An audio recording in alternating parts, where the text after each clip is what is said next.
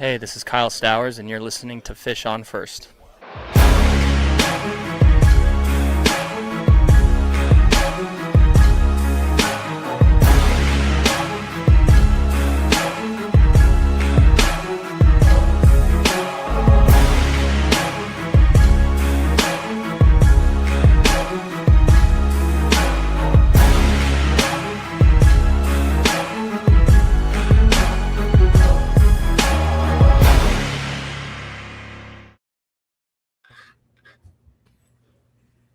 Welcome, Fish on First Live on the Fish on First podcast, presented by Jet Ski Rentals of South Florida. We're part of the Foul Territory Network, and I am Eli Sussman here on this Marlins Off Day, the founder of FOF. We have a lot of ideas. Just talking about before the stream, a whole lot of good movies out recently that we've been thinking about reviewing. A lot of classic Marlins games that I've been familiarizing myself with, just because this current team has not been providing the type of compelling and inspiring material that Marlins fans kind of need right now. We're talking in the midst of a 9-game Marlins losing streak. It's one of the longest losing streaks in franchise history. And yet I still have a smile on my face, as I usually do. Joined by Isaac Azut, Jeremiah Geiger, Nate Karsmer, Sean Millerick here on this off day. Appreciate everybody that's joining us live on either YouTube or Twitter, but you could get these pods, of course, on our podcast channel, wherever you listen to our pod. And I think we'll have Kevin potentially checking in from the airport. He provided live coverage. We invested in live coverage of this series against the Astros, where the Marlins got swept for the third consecutive series. Yeah, a lot to get to. Not going to go too long on this at this particular juncture, but I think we'll, in the absence of Kevin, we also had Sean Millerick on hand for at least one of the games in Houston. So I think we're going to dive right into that, Sean, as somebody, you are a Texas correspondent, and this is what qualifies as a home game for you, sort of. Just, your takeaways from being there for these 3 games against Houston, as the Marlins lose their 7th, their 8th, and then their 9th consecutive games, and continue to tumble perilously close to the 500 mark. Yeah, I was there on Monday night for that an 8-5 defeat that seems like closer than it was. That was just really a shellacking all the way through, pretty much all the way downhill from the moment that the game started. Highlight was definitely Tyler Phillips signing a ball for my 5-year-old. Made her day. That was great. As far as the Marlins on the field, though, just not what was hoping to see. A couple home runs there were great from Mack and Hicks, but that Yordan Alvarez guy, he's pretty good at hitting home runs too, and that seemed to be the story of that series. So while I was happy to check off another ballpark, was pretty ugly baseball from the Marlins throughout. Just strikeouts kept getting racked up on the scoreboard. I want to say they had at least 15 strikeouts on Monday night. Just got really sick of seeing that astronaut emoji that kept going up on the Jumbotron. Kevin could back me up on that one. My little astronaut waves the flag every time the Marlins struck out, and that astronaut must have been exhausted by the end of this series. You touched on it, and there have been some shortcomings in terms of basic fundamentals of this Marlins team, doing some of the things that have made them such a consistent winning team for a lot of the previous month and a half. But Isaac, overall, like, something that really jumps out to me during this entire losing streak, the margin of defeat, I should say, hasn't been more than 3 runs in any single game. There have been some that I guess have been a little bit more lopsided than the score indicates, but that's for me where, like, I'm struggling to grasp what exactly to make of this, because even though it is a 2-week losing streak, believe it or not, like, there's only, in terms of run differential, in terms of like the overall numbers during the streak, they're not particularly grisly. And so, like, how much has your understanding of this team's ability actually changed during this streak, given the fact that for a lot of these games they are relatively close, especially in that, like, series finale? It's funny because when they were doing really, really well, I said to myself that this is just completely reshaping what I thought I knew about baseball, what a good team had to look like. And so here, they don't look like a bad team. I put out a tweet that says, hey, they're not this bad either, but they're probably not as good as what they showed in June, just somewhere in the middle. So I'm not panicking, but the fact that these 2-run games feel like such lopsided affairs, it reminds me of that 2013 season when they could not buy a run. And any time they were down by 1, immediately it felt like it was insurmountable. So that's what it sort of reminds me of a little bit. I think they have really gotten unlucky with the injuries. I think it'd be unfair not to share what's happened to the bullpen. And the fact that Fairbanks is closing game is a direct result of those injuries to Bender, Eknes, who had apparently a setback today in AAA, John King unavailable, and then your all-star starting pitcher going on the IL as well. So I think with a little more luck, every team goes through injuries, but I'd say with a little more luck on that front, I think you don't see this sort of catastrophe.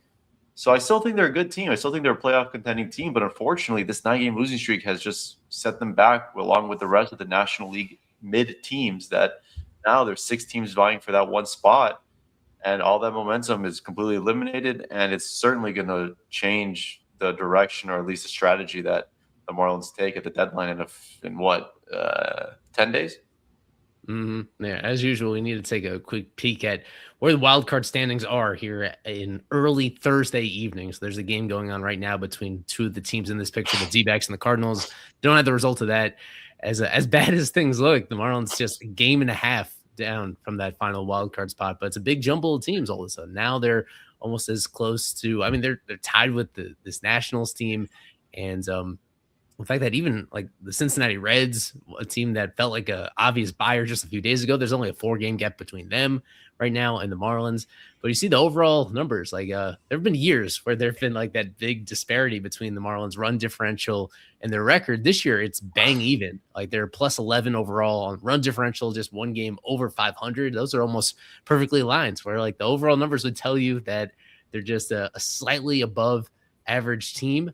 I'll go to Jeremiah here. I think we have him for just part of the show. Kind of a similar question to you, where like the fact that the overall numbers say that this is a slightly better than average team, is that where you're at right now? Or are you just focused on like the most recent trend? Does that tell you that there's more gaping holes than, are they closer to that overall record? Or is it more so that, are you ready to panic just given how poorly things have gone over these last couple weeks?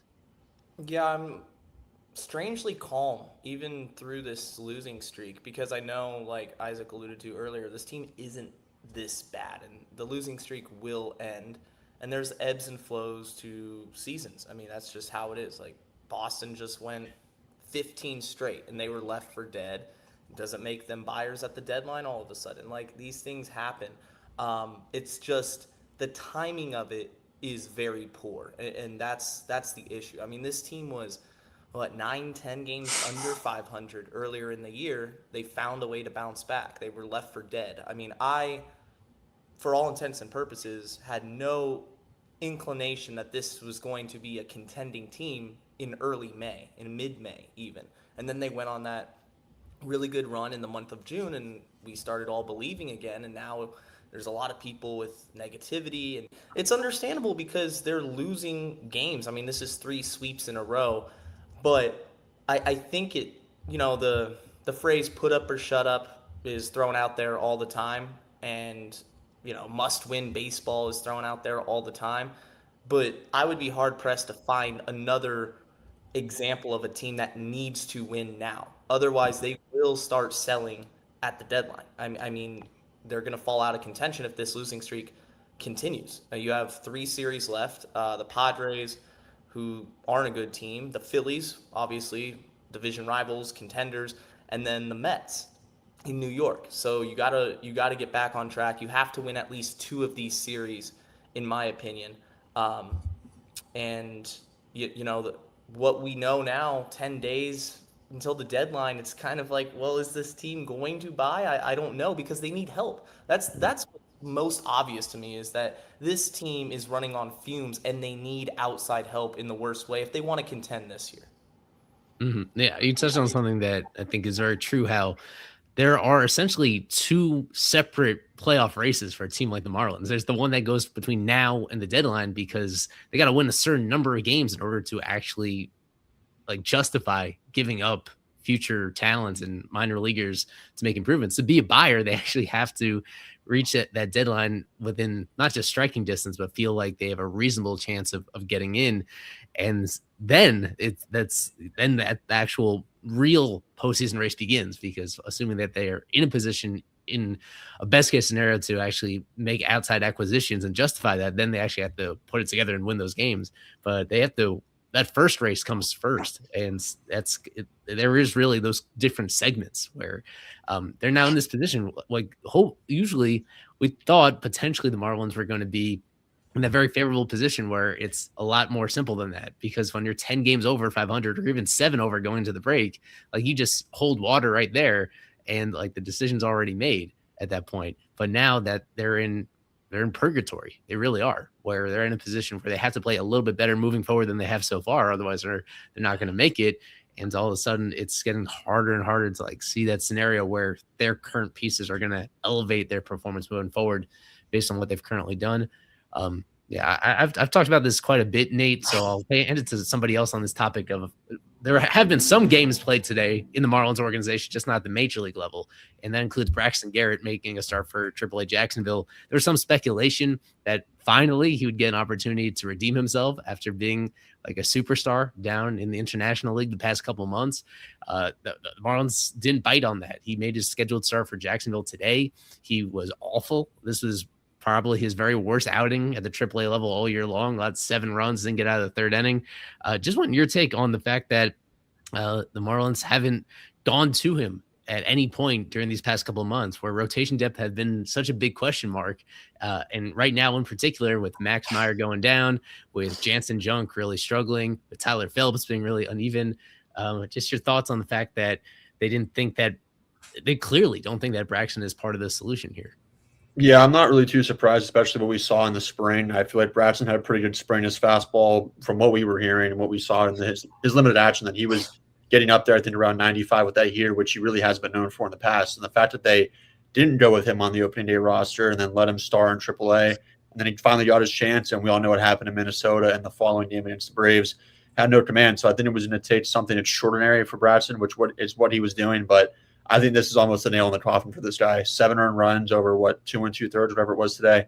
It's unfortunate, especially with what the Marlins are going to be forced to do with Max going down. Our guy Colin comments a gusto start with a Fulton piggyback, and I really don't know what to say much about that, because I mean, the way this thing's going right now, if you go to that, it's not going to look up from there either. So it is tough that they've been put in a situation, like Isaac said. I mean, injuries have just been killing these guys recently, and it's a shame. And one more thing on the streak, when your top 3 hitters that have been carrying this lineup, or at least 2 of them for most of the year, Otto Lopez and Etz, and then Stowers. I mean, in that order, Otto's got 411, Etz has got 387, and Stowers has a 346 OPS over this 10-game or 9-game stretch. So if your guys are going to play, like that when you need them the most, and you have a lot of, I mean, mostly platoon guys in this lineup, if we're calling it what it really is, you're not going to win a lot of ball games, and it's a shame. But I mean, the 23 team, like we all know, they came out of the break cold, and then after they acquired David Robertson throwing wild pitches against Washington, they went cold again in August, September. So a lot of time left in the season, but some must-win ball games and some teams they should be beating. Yeah, it's definitely a multifaceted problem here. Regarding to Braxton, I did ask about this because it was peculiar that, 1, he hadn't been given a chance already, and 2, like, it was pretty much well thought that, hey, he'd be starting tomorrow. But from what I understand, they do like Ryan Gusto a lot more than they like Braxton Garrett. They like Bradley Blaylock a lot more than they like Braxton Garrett. I think Brandon White is also someone that you could keep an eye on as someone who may see some time. And I know it's unfortunate. There are few guys in the history of this Marlins organization that are better humans than Braxton, but they don't think that he has a command that he did. What he showed in those 2 major league starts earlier in the year, they fear that was going to happen again, and they're trying to keep his value high in case they wanted to use him as a trade chip. But like Eli was saying in the chat, you're not going to have him gain much value by dominating AAA as old as he is. So I believe he's exactly my age at 28 years old. So I'm not sure. Like you said, nail in the coffin for Braxton. Unfortunately, you might see some other guys. I believe Bradley Blaylock is going to get an opportunity at some point this year. I know that's not going to excite many guys, but I think you got to start looking. I think you got to start looking at alternative names because that's what I was hearing, that they're going to get chances before Brax. Yeah, I mean, at least they have conviction in it clearly, because there have been several opportunities now over these past couple months where it seems so obvious to give him a shot to see what you had. And you kind of, you said what I had already been thinking. It's just that there's no trade value to Brax if he's only pitching at the AAA level. If he's only pitched, essentially hasn't done anything in the majors since more than 2 calendar years ago in 2024. Like, the other teams are not going to give up anything. He's not an asset, and the only way is to figure out what you have at the big league level. But yeah, I mean, it's at least they have conviction in it, even though I disagree, even though you feel bad for the player himself that he has worked his way back, and that like the results prior to today were just spoke volumes about. They said all they could possibly say about getting an opportunity. And as you mentioned, some of the other names that are down there, we haven't seen Bradley Blaylock yet. It's been a very up and down season for him in Jacksonville, with overall numbers kind of pale in comparison to Brax. But on his best days, there is more swing and miss there. And it's a guy that is several years younger than Brax is as well. It's just overall it feels light down there. It doesn't feel like there's not an obvious knight in shining armor down there, especially with Thomas White being hurt, with Carson Milbrandt not translating to the AAA level the way that they may have envisioned a month ago. So he's not really a realistic reinforcement at this point.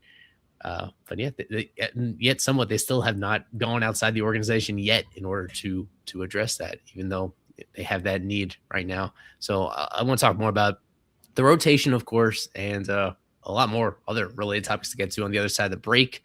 So first, we're going to hear from our friends at Mack Weldon.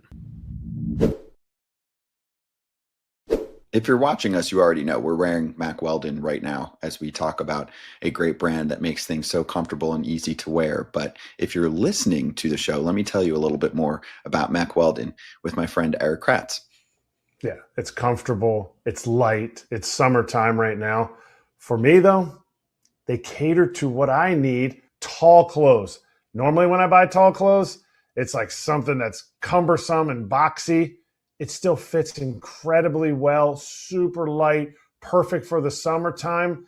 They got me all covered. Comfortable performance material can be yours. Mack Weldon is the spot. Don't sweat the heat this summer. Feel as effortlessly cool as you look with Mack Weldon. Go to mackweldon.com and get 20% off your first order of $125 or more with promo code FOUL. That's MACKWELDON.com, code FOUL. And we touched on it briefly that like Josh Eknes was supposed to start a rehab assignment. What was it, today or yesterday? There was some sort of setback. I believe that Isaac alluded to on that, which is a bummer. That's a guy that has relatively high upside out of the pen. I wanted to briefly we touched on it about the quite a bit of injuries that are impacting this team. I'd say now more than at any other point of the season is when these injuries have kind of crescendoed in a way that actually makes a pretty significant difference in terms of who the Marlins have available. We have Anthony Bender on the IL and out for a little while. William Kempner, not really any timeline to return. John King is supposed to be relatively close to coming back. That would help out the bullpen, of course. And Owen Casey as well should be relatively close to coming back from his calf injury. But yeah, then the others are still a little while away from coming back. So that's kind of the team that you're looking at in terms of who's healthy, who's available. There are some healthy options down in AAA to consider calling up. I think on a recent stream, Kevin and I went over, it was on Unfiltered that Kevin and I talked about some of the healthy position players they have down there. Connor Norby has had a couple big games recently with Jacksonville. He's hitting well. He has defensive versatility, even though he's not particularly good at any of those positions. Does he though? Yeah, he is. I guess he's positionless, but he's open-minded about playing different spots. That's, one direction that could go to help out the offense, because we've spent a lot of time talking about really the pitching on this show so far. But yeah, when it comes to Jacksonville, it's kind of slim pickings in terms of guys that you think could meaningfully make this team better right now. It's a tough spot that they are in at the current moment when it comes to that. You did mention Brandon White. I guess he's a guy that I'm kind of curious about. He's not on the 40-man roster, but he's had a nice, you could say, a breakout year down there, mainly when he was with Pensacola, but there's also been some dominant outings since he's been at AAA. 6'8" right-hander who's throwing a whole lot harder this year than he ever has before. So that's a guy that could help in a couple of different roles. It's just quite a roll of the dice, because it's a guy that obviously doesn't have any big league experience. He was totally off the prospect radar entering the year. I don't know what to expect. And yeah, Josh White not having quite the same year he had in 2025. So even though I'd like to see him get an opportunity, I don't think there's a whole lot of confidence about him moving the needle too much, even though there should be a spot for him at some point as the rest of this summer goes on. Can't say that I'm super likely confident in it. Sean, I wanted to pull up this one visual about how dramatically things have changed during this losing streak from in terms of the Fangraphs playoff odds that we're looking at. They peaked about 2 weeks ago. It was 50-50. I remember when it was approximately a 50-50 shot when they were 9-10 games over 500. I put out a poll on the FOF Twitter account. I said that Fangraphs thinks it's a coin flip. What do you think? Are the Marlins more likely or not to make the playoffs? And it was like 90-something% of fans in that moment felt like that was the case. And now we looked at the standings before, they're still right there in the standings, but the odds have plummeted from 51.5% to 14.5% as we enter recording right now. It's basically, look how fitting it is. It's pretty much where they were in early April, back in a scenario where, you can see them getting it done, but at least in this interpretation of the talent they have available, it's way down there. So just in your vantage point, what does it feel like when it comes to the likelihood of them turning it around? Does it feel like they've kind of squandered all those gains of the last 3 months, or do you still feel like there's a path back to being where they were just a couple weeks ago when it felt like they were where it really was something that could go either way?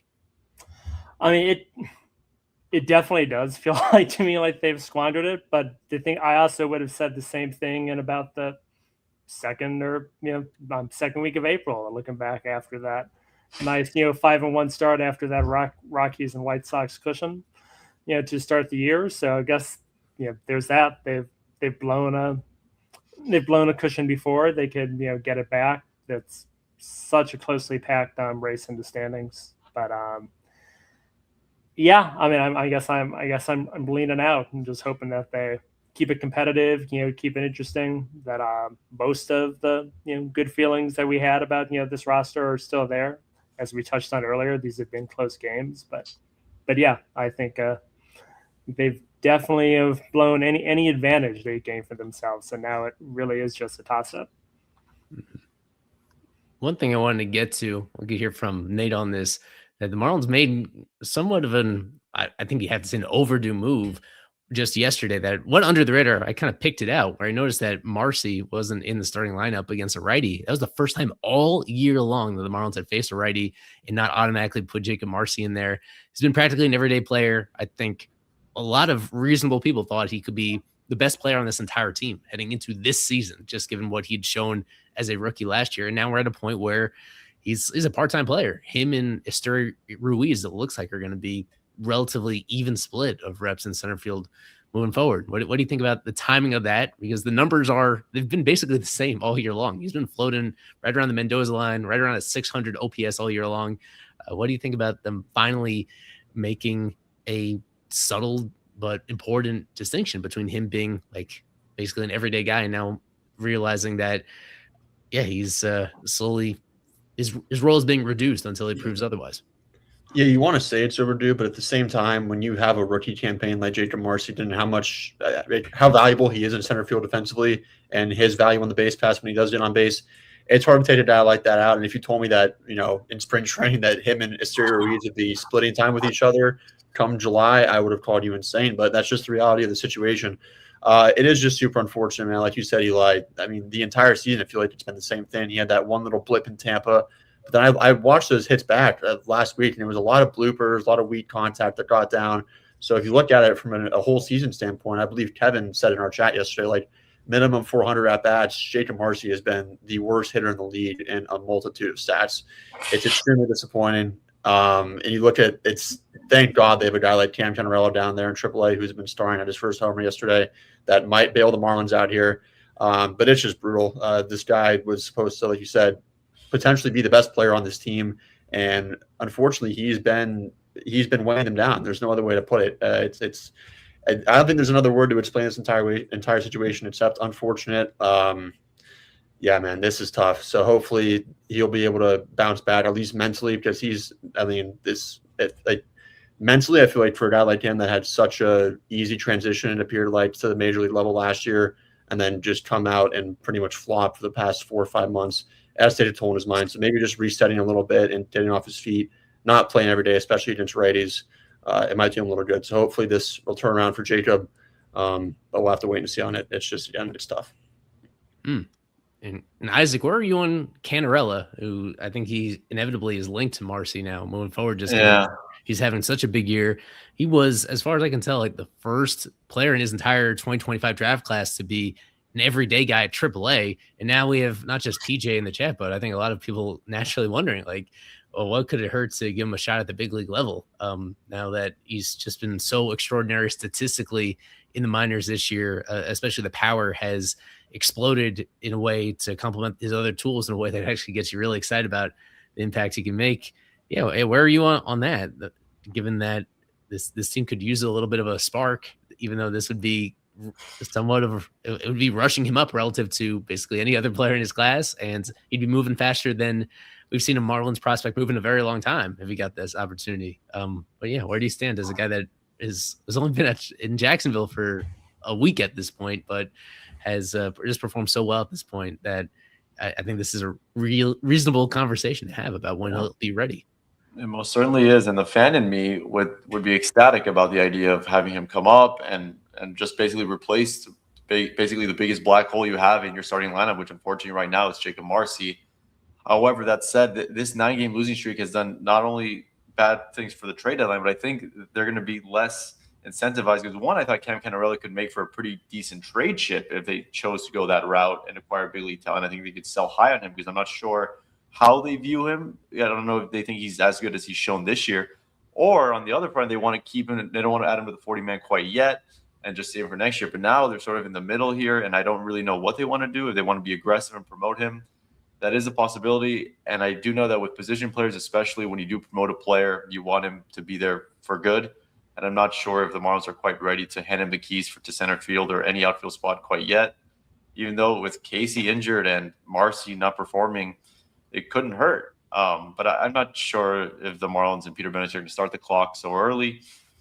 And I think they'd like him to they don't want to add him to the 40-man quite yet, if I had to make a guess. But I personally, if the Marlins were 5 games over, 6 games over, a little bit better right now, then yeah, maybe you could see them be a little bit more aggressive.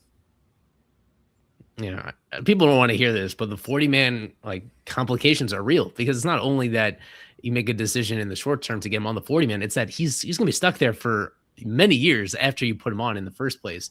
Like, for example, there's a big difference in terms of having him on now and for the foreseeable future versus waiting until everything feels right early next year to have all that flexibility the rest of the season into the off season in particular for a team that is it's going to be really complicated this particular off season, but given the lockout, given some other structural changes that may be coming to baseball, but it's really important to roster building to have flexibility if you want it. So you call him up if you feel he's absolutely going to improve the team, but that's always the complication with prospects. It's almost impossible to know how much he's going to help right away with this team. And the fact that, they still believe in Marcy, and the two are kind of redundant. Like if they bring up Cannarella, it means probably they send down Marcy. And I think I actually would agree with the conservative, but ultimately more appropriate move, which would be just to continue to give Marcy his, even if it's less reps than he was getting most of the year, just give him a chance to put it all together. Because given how excited everybody was about this guy just a few months ago, the fact that he's seemingly healthy this entire way, like it's not unreasonable to expect that he could be a great player these final couple months of the year and salvage something from this year. So I wouldn't be so quick to demote him entirely, but I think they've threaded the needle in the appropriate way by reducing his playing time, giving a shot to Ruiz, who's been a bright spot basically from start to finish. Ever since Ruiz has been healthy, he's been a productive, helpful player. He stole 2 more bases last night. He's up to 22 steals as a guy that's like played half the games, almost a perfect success rate in that time. We do have a question from Ashley about one move the front office made that looks way better now than when it happened originally. And I guess to me, I start with Ruiz. He ties in there pretty perfectly because I was not a fan of them going from, they essentially started last offseason with Dane Myers in that role, and then they went to Ruiz, and then Ruiz gets hurt, and then they pick up like Austin Slater. And to me, I thought that progression was really depressing to go from Dane to Ruiz, who I didn't think could hit whatsoever, to Slater, who I thought was frankly washed up, and that proved to be the case. I'll hear from you guys on that as well.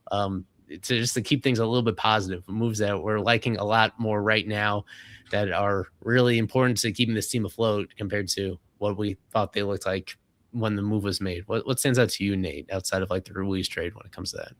Well, I was going to go with Ruiz too. I mean, just the way that the Marlins have played for the past 2 years with their small ball ideology, and you bring it out Esteury Ruiz, who's not only great at stealing second, but laying down bunts like we saw in Milwaukee for hits, and stealing third, which has been, I mean, priceless for this Marlins team this year. I'll come back to me. I'll think of another one, but I feel like top of the head, it's hard to go with a guy that's not Esteury Ruiz. John King. Yeah. That's the other one where it's like, oh, okay, great. We're just felt more like adding talent to the roster, competition here for camp. But he's, you can argue he's been the best reliever on the team, and definitely missing him right now. So I think just his absence is kind of underscoring what a big win that really was. You know what? I'm going to go a little bit off the grid here because I know it was a popular trade. This was a popular player that they wanted to acquire at the time, but still, I had my reservations on both ends of it with the Edward Cabrera for Owen Casey trade. I was concerned that Cabrera would perform extremely well, and I was concerned that Casey his strikeout problems were going to really just translate heavily to the major leagues, and he wouldn't be a productive everyday player. And Casey really proved me wrong. Unfortunately, he got injured with a calf strain, and I'm not sure what that timetable looks like. But Owen Casey really all around, just after that really, really lengthy, rough stretch, I think it was in May or honestly late April it was, where he just couldn't hit the ball. He's really turned it around, and I just really like the short swing, the compact, the power he has. He can strike out 30% of the time, and he's still going to be a valuable everyday major leaguer. So I think that's one move that it looked okay at the time, and now I think I'm very happy with that trade. Yeah, I think one that was just more so of an afterthought, that a guy we really don't talk about as much as we should have, in my opinion, is Heriberto Hernandez. They signed him as a minor league free agent in 2025, came up halfway through the year, and he's been a very valuable piece of this team ever since returning from AAA. So as we say hello to Kevin from the airport, he also had a great series when Kevin got to see him in Houston. He's been a really big power bat from this team that has needed it, especially with Casey going down. So big bat from the right side with a team that is really heavily reliant on lefties. So Heriberto Hernandez, I see you, Doc. Yeah, we kind of sped through this. Actually, you brought up Hernandez, and this is a topic I did want to get to kind of briefly on here. Like, even though we don't want to make a dramatic pivot to the Marlins being buy to being actually open-minded to selling, like Kevin, this is something that we've talked about in terms of what the Marlins might need if they were contending, that they really need another right-handed bat, but there really aren't that many out there. And at the same time, though, if you compare Bird to some of the guys that are on the market, like Bird is to a lot of other teams. Like Hernandez is going to be really desirable to other teams. And I saw this mentioned, I can't remember by who, and it's something that it's kind of stuck on the top of my mind, that if the Marlins either not necessarily as sellers, but if they end up doing like some creative shakeup to their team, I feel like Bert, the way that he's performed this year, that's a guy that could bring out a pretty big haul for a guy that they signed as a minor league free agent a couple of years ago. Like if the Bendix motto is always to sell high on these kind of assets, Bird is probably right near the peak of his value at this moment, given especially the way that he's been hitting since he came up from AAA a couple months ago. Yeah. Can you guys hear me first of all? Yeah, we got you. Yep. Cool.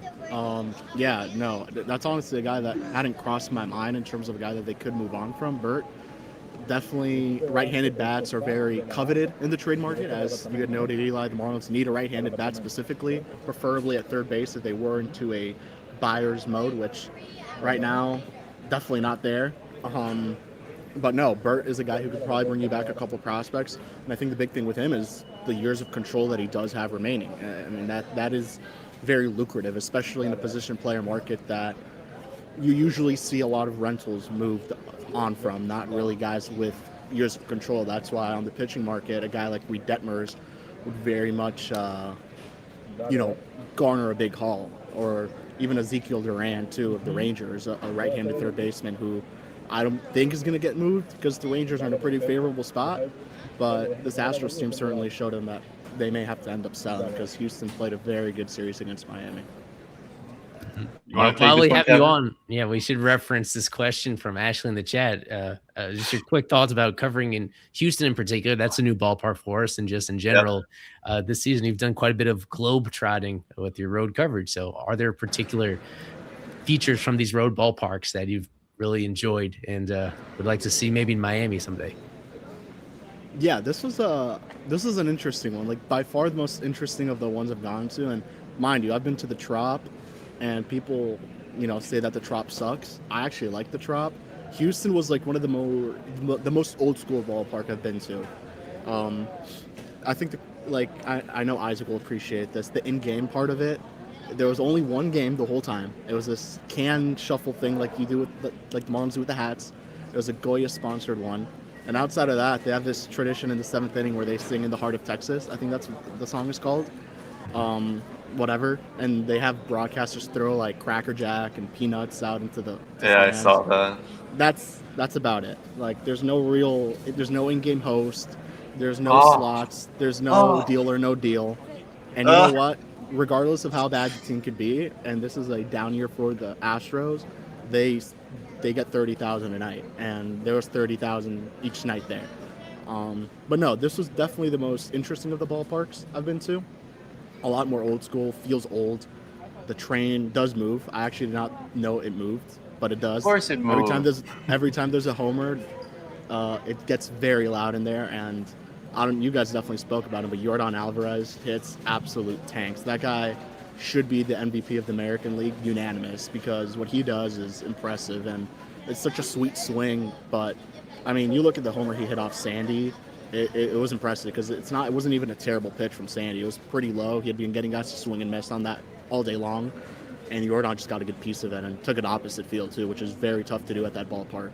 So yeah, press box wise for our media folks, smallest I've been in. By far. Tampa was huge. Marlins was huge. It was very low. I thought we were going to get a foul ball our way. It came close a couple times, but definitely the oldest feeling press box of the bunch that I've been to personally. But no, it was great. Houston's awesome. Ballpark was nice. So yeah, can't complain. Outside of the games, it was a great time.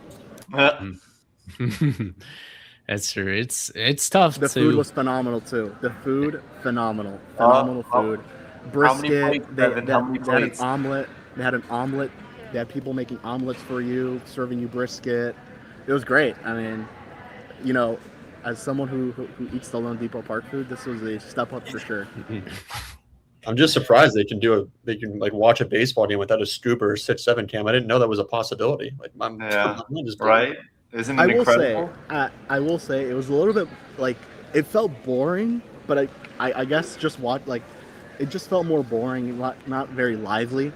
But I guess they make the show the baseball game, and rightfully so. So right. A lot of credit goes to them. Yeah, for some reason, I don't know where the Marlins get this from. They feel the need to distract the fans from the product on the field as if the baseball isn't enough, as if the Cy Young Award winner and your 5-win shortstop aren't enough. And it's unbearable because it's every half inning that there's some sort of non-baseball related gimmick going on. Anyway, I can go on for that for hours. But yeah, I'm glad Houston does it right, and that's a perennial World Series contender. So they know what they're doing on and off the field. Yeah. The Marlins will get a chance to change their approach if they like, now that they start a new homestand tomorrow night. So we'll get to that and the importance of these upcoming games briefly. First, a word from our partners at K12. Hey, for the families out there looking for a new path to help your child succeed, take a look at K12 Powered Schools. K12 offers tuition-free, accredited online public education for students in kindergarten through 12th grade, all in a setting that works for your family. And they've been a leader in online education for over 25 years, serving over 3 million families. And Todd, Father, you've raved about the homeschooling experience. Hey, if you're a busy family, K-12 is where it's at. I've had a couple of my children who've been homeschooled. It's a fantastic opportunity for them not only to get better in school, but timely fashion too, and make some new friends. K-12 has every opportunity to make your child better and smarter as they move forward in their academic career. See how K-12 Powered Schools can help unlock your child's full potential. Enroll online today at k12.com/FOUL. That's the letter K, the number 12.com/FOUL, K12.com/FOUL. We were saying, talking about some podcast strategy earlier this month. I wasn't thinking that we'd spend too much time like previewing these upcoming series moving forward, but this is absolutely an exception where this Padres team is right in the thick of the wild card race with the Marlins. They have 3 games now coming up at Lone Depot Park that will have a big influence on what these teams do at the deadline. They're both in almost the exact same situation where you could see them going either way, depending on how they perform leading up to next Monday, a week from then. So I think we got to dive into the Padres a little bit over these 3 games. I'll start with you, Sean. Like, this is a team that has been in firm playoff contention for like the last 4 years. And then this year has been somewhat of an exception from that. They've been under 500 for a lot of this first half. It's been Mason Miller and a lot of underachievers, a lot of star players that aren't actually producing quite the level that we thought entering this year. So, where's your mind go first with this Padres team? The fact that they're several games under 500, that they're still looking up at the Marlins in the standings. They lost another winnable game today entering the series to the Braves. The Braves actually doing the Marlins a solid by winning that series against the Padres. What sticks out most about this team and the fact that despite their star power, despite a pretty high payroll, that they've been mediocre to this point? I mean, I kind of go to the stars, honestly. I mean, lately, both Fernando Tatis and Manny Machado are starting to come around, and that's just in time to face the Marlins. And particularly Machado coming around and coming home, that terrifies me, as the Marlins do need to win this series. And I think Machado is going to have something to say about that and all those TBAs on the Marlins side of the pitching ledger in this series. But yeah, it's keeping them off the board. It is another series like many they've had of late where you could kind of view this as the Marlins getting a preview of players that could be available at the deadline when we were thinking of them as aggressive buyers. Theoretically, the Astros are going to be right down to the wire on whether they're going to buy or sell. The Padres, as you said, another team in that position. But some without their all their best pitchers available in the series, the Marlins are going to have to keep Tatis and Machado in check, and that's been a problem for them in the past. The probable starters for the Padres side really jumped out to me because I think that to some extent, aside from a lot of their hitters underperforming, their rotation is kind of being held together by duct tape and glue. It's Germán Marquez. It's the corpse of Walker Buehler in the final game. And in the middle one is JP Sears, a guy that was pretty far down their depth chart as recently as last year. We'll go to Nate, I guess. This is a Marlins offense. I think that has kind of been the main issue during the course of this losing streak, is that they just never pop off for a crooked number over the course of the streak. There's only been, I think you dug up the stat last night, that they've only topped 3 runs twice over these 9 games. This should be a golden opportunity to do so, right? This team has played so well at home this year, and now going up against these starting pitchers that are charitably speaking back end arms in all 3 of these games. If not now, then when would this Marlins offense kind of explode in at least one of these games to stabilize things after this? It's been a pretty extended dry spell for them. Exactly right. And they've been a much better team at Lone Depot Park than on the road for the entirety of the season, even during the majority of that June stretch. And I just checked the Phillies probables for the first time after this series, and it's Wheeler, Nola, and Luzardo. So if there was ever a time for this Marlins team to start hitting, it would be tomorrow. And this entire series against San Diego, like you guys have mentioned, I mean, this team is neck and neck with them all of a sudden in the wild card race. And I trust a guy like AJ Preller to go out and get guys to push them over the top compared to Peter Bennett, who, again, we have yet to see by at the deadline, and we probably don't want to dish out too many assets completely on the other end of the spectrum from Preller. So the Marlins will have their chance. I think the losing streak ends tomorrow, to be honest with you. Just getting back at home, I feel like like you guys have touched on also, they haven't really been outmatched like crazy this entire stretch. Even that first Friday game at Lone Depot against Parker Messick, who was an all-star, they hung around for the entirety of that game, didn't get us when they needed it to. So I think tomorrow they finally break it. Like you said, Eli, a lot of backhand arms. And hopefully you'll get the middle of this order heated up. Like I said, X, Otto, Stowers, who have been pulled for the majority of the stretch, and keep guys like Liam Hicks and Griffin Conine hot. So the time is now, because if they don't do it then they're going to have a hell of a lot bigger challenge coming up next week. Yeah, that's the most frustrating part about this stretch, right? I think before yesterday's game, 7 of the 8 games that they've had lost in, were by 2 runs or less. So it's not like they're getting blown out and this team is like a corpse of what we saw in, the first half. But it's not like they're playing, getting blown out and they have no shot at winning. Although I will say the Astros series certainly felt like that, where they maybe were a lot.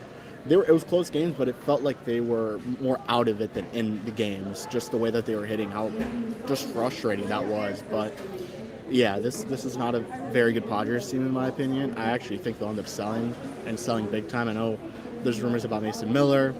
I would have loved to have Adrian Morejon on the Marlins, lefty reliever, if they were to buy, but I just don't see that right now as a possibility in terms of if they do, just got to see where they're at. And this is a big series. This is huge. I mean, this could probably sway the Marlins' desires of buying, standing pat, or just selling. So I think this one is probably bigger than the Phillies one, because at this point the division's out of reach. It was at one point, now it's not. It would really have to be a free fall for the Phillies for the Marlins to really set themselves in a spot where they could keep talking about the second wild card, but I don't think that's the case. Yeah, and take this with a grain of salt, because right before the Marlins went to Houston, the Astros were coming off a sweep, but San Diego's 2-5 coming out of the All-Star break. So hopefully in Miami, all the factors are lining up for them to finally break out of the streak. Then tomorrow they just have to go and do it. Yeah, this could be a really fun weekend at Lone Depot Park, and I strongly encourage you guys, ignore the LeBron rumors, ignore everything else. I would go out to Lone Depot Park. Maybe that reverse Trey Turner thing, maybe come and give these guys a whole standing ovation, as cheesy as it was. Hey, maybe they could use some support. Like, that's never been done in this entire franchise's history. There's never been like a whole turnout for a specific time. And if there's ever a time, go to Lone Depot Park. It's a sexy opponent. It's a fun team. You'll have, I can't say it's a sexy starting pitcher tomorrow, but it'll be a fun time. And I think that the Marlins could use the support. Make sure to go watch Lake Bacher. Yeah. Hey, Lake Bacher is good. Yeah. Fun guy. Touching on this one comment from David, one of the things holding back this offense, Kevin noticed it in particular this past series, was all the strikeouts against Houston, and that's very out of character for this team and the roster that they have. That's kind of the main thing that you'd hope to see turned around. And again, with the probable pitchers coming up for the Padres, as long as you're not in a situation that you have to face the dragon in the 9th inning, Mason Miller, if you have to face a lot of other guys on this pitching staff, you can put the ball in play against them. And you would hope that is kind of potentially the main difference and an opportunity for the Marlins to respond, just because you're going up against guys that don't have quite as much swing and miss stuff these next few days. I guess I'll finish this off by doing a very impromptu announcement about our partnership with Stathead, because looking at the longest losing streaks in Marlins history, I was digging this up for a social media post, putting this into perspective, the fact that we are a weekend away from potentially seeing history. I think a lot of you guys seem cautiously optimistic about how this Padres series is going to go. If the Marlins do get swept again these next 3 days, it would be unprecedented. They've never had a single season losing streak beyond 11 games in Marlins history. And the last one of those was back in the Florida days, back in 2011.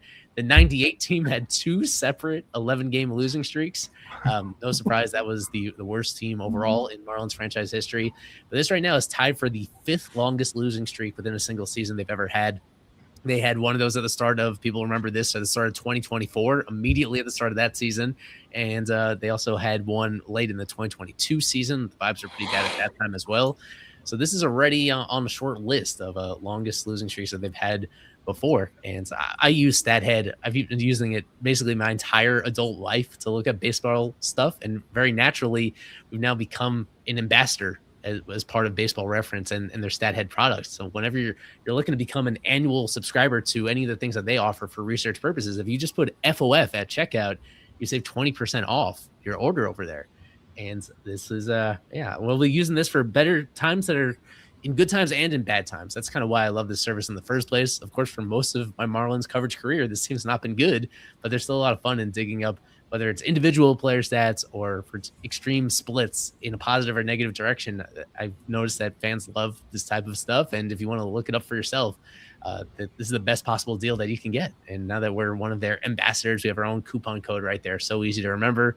Hope you guys use it. Hope you guys have fun and pull up whatever you find interesting on their site. And because they have it for both baseball and handful of other sports, all available under the StatHead umbrella. So take advantage of that. And of course, continue to follow us. We'll continue to use those tools at our disposal to keep you informed and to keep you entertained about things that are kind of unique about this Marlins team throughout the rest of this season and beyond.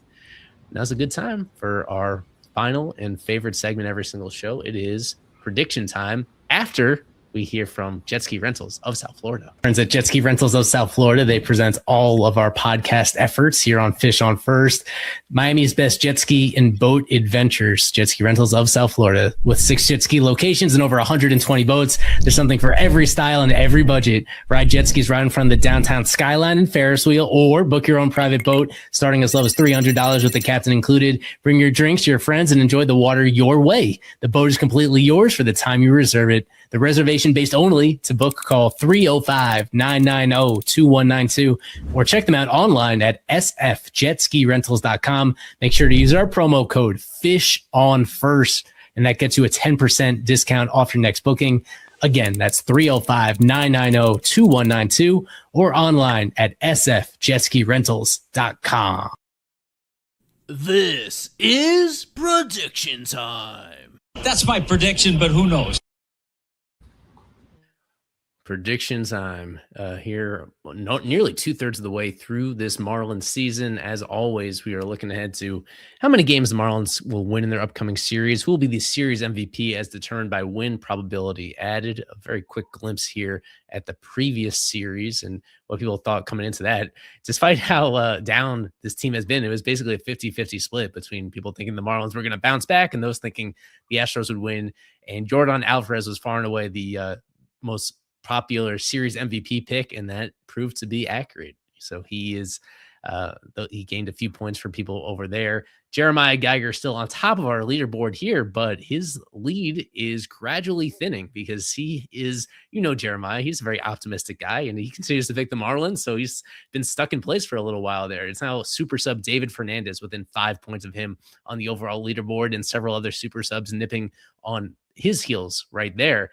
So we keep this leaderboard for our staffers, our super subs, our other live stream guests, and we monitor them all season long. It traditionally comes right down to the wire, and I think that's going to be the case yet again here on this show. So it's another 3-game series against the Padres. I kind of got an idea about where you guys might be leaning on this one, but now it's time to make it official. So we'll get the music started, and we'll start off with Kevin first at the airport for his series predictions, Marlins versus Padres.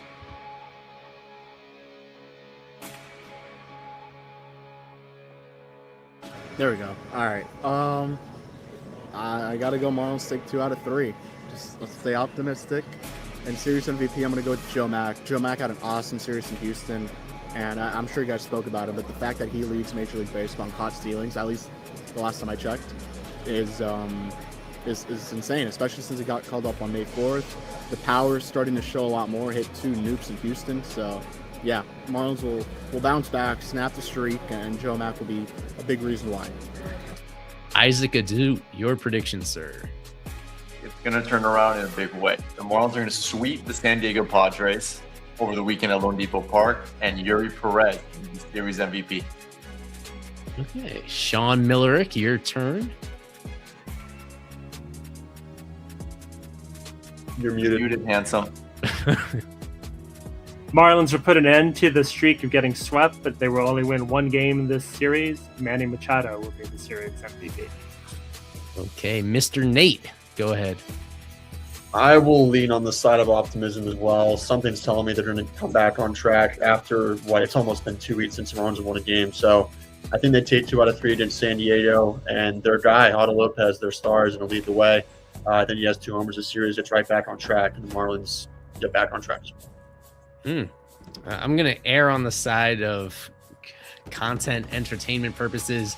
I think the Marlins are going to lose this series again, not get swept, but they're going to be right on the precipice, losing the first 2 of the series, matching a franchise record for longest losing streak, and then in the series finale, salvage things and just barely eke past. I think from a storytelling perspective, having them potentially dip below the 500 mark after being so high up in such a relatively short period of time would be that'd be a whole lot for us to chew on. even though, of course, I think that they're capable of winning the series. I just think the frustration is going to continue until they prove otherwise. So, the Padres winning 2 out of 3 this weekend in Miami, with the series MVP going to Jackson Merrill. Marlins still insist on using all these right-handed pitchers, and I think left-handed batters are going to be an opportunity to really pop off. We saw Yordan Alvarez do that in Houston, and I think Jackson Merrill, who himself is in the midst of a very, very poor season, I think he'll have one of his very best stretches of 2026 to give the Marlins some frustrations over the course of these 3 games.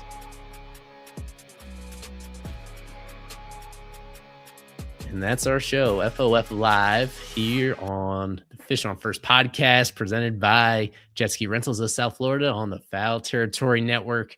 Thanks, everybody, for tuning in, from Eli, Kevin, Isaac, Nate, Sean. We even had Jeremiah on for brief first part of the show as well.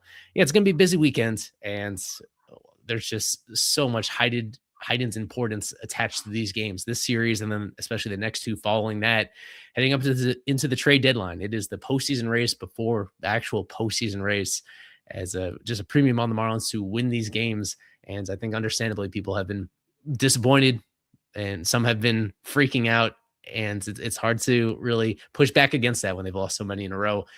But we'll see what happens this weekend. We'll have you covered either way from Lone Depot Park, and it's at least it's a blessing to have this team relatively close in the picture at this stage of the season. So yeah, we're going to continue to give it our all leading up to the deadline and well beyond that, regardless of the results on the field. Next stream will probably be on Sunday, right after the end of this Padres series. So we'll talk to you more then. Appreciate all the support that you've given us so far, and hope you keep that up throughout the rest of the season.